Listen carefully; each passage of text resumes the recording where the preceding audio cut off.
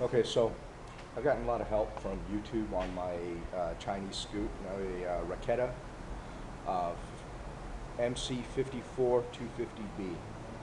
So this is it. Okay, I bought this bike off of Craigslist for $1,000. I probably shouldn't have paid that much money for it because it's really not worth the $1,000 I paid, seeing as I could buy a brand new one for about 1,700 bucks. So in reality, I didn't do such a great job of getting myself a deal, but it's mine. I paid for it, and now I've got to make it worth the money that I paid for it, make it pay for itself. So basically, I recently purchased new tires. Reason being is the rear tire on it was completely bald, and I would say maybe had a little over 1/8 of an inch left of actual rubber between me and the ground. So luckily I got the tires on in the right at the right time to save my life.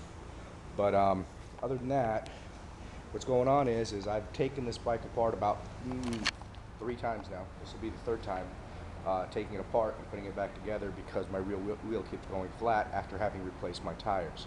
So I did something to booger up my rear wheel. When I initially did it, I did not have a bead breaker, so I had a difficult time breaking the bead on the rear tire because I forgot to soap it. So for all of you trying to break beads on your tires manually, soap your tires. Use some lubricant. I didn't do it, and I may have boogered up this rim pretty bad. You can see here, you know, a lot of the damage that I did actually do to it. You know, I don't know how well you can see that, but it's not real great.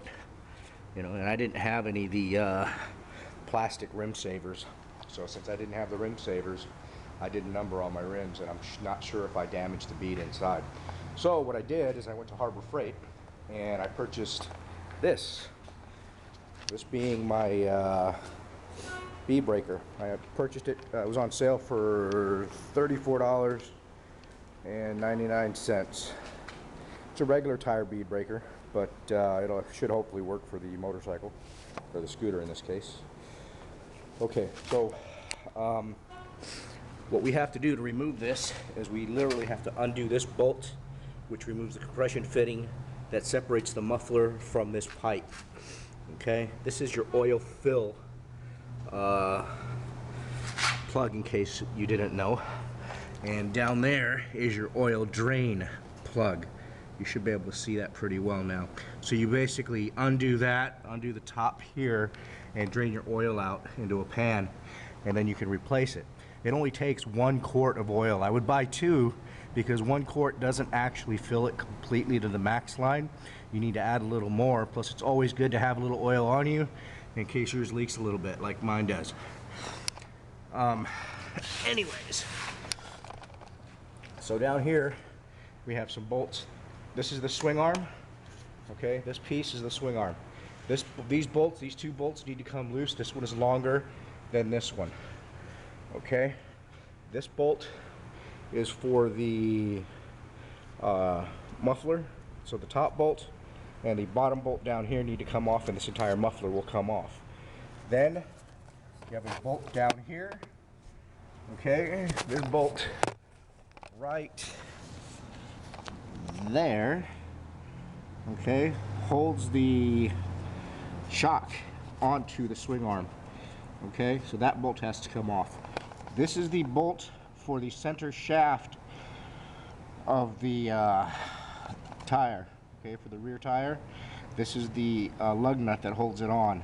Okay, make sure when you're putting this on, you have somebody bear down on this bike, and so that you can put some proper torque on that bolt, because if you don't, you're going to find yourself in trouble, because this bolt does not have a cotter pin or anything that holds it on, so it may come loose on you. So make sure you give this bolt proper torque when you're installing it again.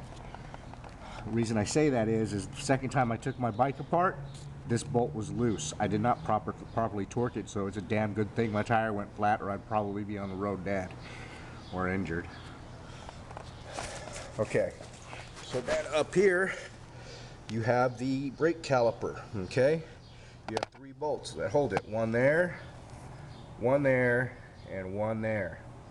Okay, so you have those 3 bolts that hold the brake caliper. Those need to come off of the swing arm. Okay, so the first thing you do is you remove the muffler, you remove the brake caliper, you remove the shock, then you remove the swing arm bolts. Then you remove the crankshaft bolt there for the tire, okay, the stud, the spindle, okay, that, well, whatever you want to call it. Okay, so then the entire wheel comes off quite easily. You have to kind of shimmy it past the tailpipe and this shock. You have to push the shock out of the way, and it barely clears, so it's best to let some of the air out of your tire so that you can press it down a little bit in order to get it out of there. Okay, mine's already flat, so I mean, as you can see, it's not at all pumped up. It's pretty flat. Okay, so anyways, mine's also missing a bolt right here. Okay, this bolt holds your center